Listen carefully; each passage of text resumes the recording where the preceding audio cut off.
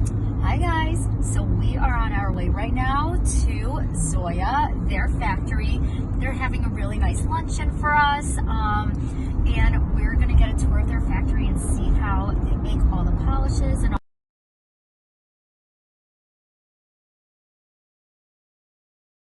Well, first product which we started was to address the most severe problem at that time, drying. The people were getting manicured before you know, to us by pregnancy magazine. Okay, we were the first one who really put the product Thailand formaldehyde free.